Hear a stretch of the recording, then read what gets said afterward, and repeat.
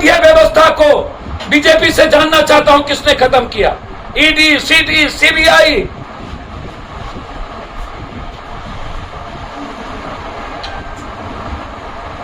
जितनी सारी चीजें हैं, विधायपालिका, संविधान, हर व्यवस्था को ध्वंस करने में 8 साल में कोई कसर बीजेपी आरएसएस के लोगों ने नहीं रखा। लोकतंत्र के लिए इससे बड़ा हमला नहीं हो सकता है। जो आज हम मार्केटिंग पैसे के ताकत के बदौलत और गुंडे लाठी और छल कपट और फरेबी के बदौलत हम लोकतंत्र के वोट को समाप्त करने जा रहे हैं। इसीलिए आज एक बड़ी चुनौती है बिहार के लिए, और बीजेपी को हिम्मत है और विपक्ष को, तो कल साठगांठ से कोई सरकार न बने चुनाव में जाने की, तो चलिए घोषणा करे विपक्ष और बीजेपी। लेकिन जिस तरीके से लगातार माफी मांगने की बात, दोनों की मिलीभगत आज उजागर हो गई कि बीजेपी और विपक्ष ये दोनों का राजनीतिक भागीदारी एक है और दोनों मिलकर सरकार गिराना चाहती है।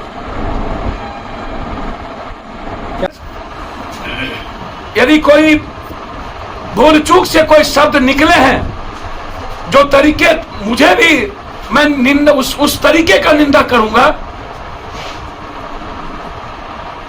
तो क्षमा मांगना गुनाह नहीं है, गलत नहीं है।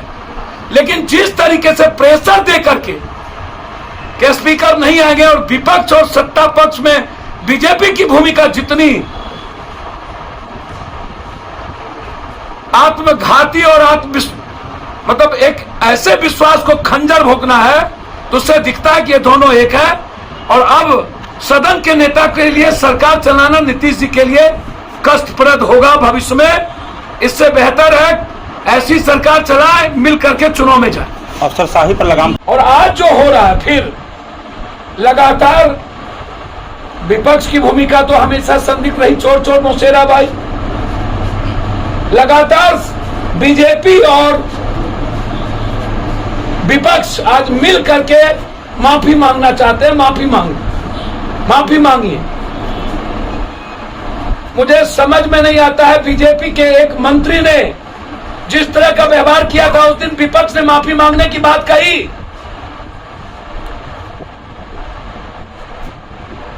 उस दिन भाजपा कहां थी जहां पर यह कहा गया था, और बुलाइए नहीं, एक मंत्री ने, अस्थिर रही, अस्थिर।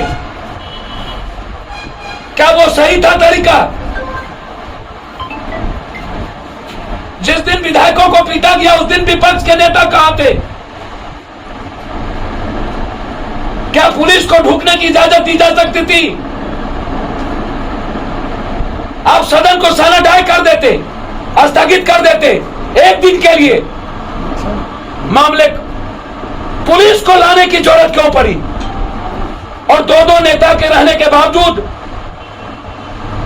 लोकतंत्र का सबसे बड़ा चीरहरण उस दिन हुआ जिस दिन विधायक और विधायक को जूते और लात से मारे गए थे। वो दिन क्यों भूल दिया गया? आज अस्थिर करने का जो लोकतंत्र का प्रयास है विपक्ष का, वो माफ नहीं करेगी जनता। जब चुनी हुई एक सरकार को लगातार बीजेपी और विपक्ष पदच्युत करने की लगी हुई है। हम चाहते हैं, यदि इतनी ही हिम्मत है बीजेपी को, तो कोई चालबाजी ना खेले, जो उनकी आदत है, जो उनका चरित्र है, देखा गया है। यदि हिम्मत है तो वो चुनाव में जाने की घोषणा करे। और मैं चाहूंगा नीतीश जी, ऐसे सदन में रहने से बेहतर है चुनाव में चलने की। जाइए चुनाव में।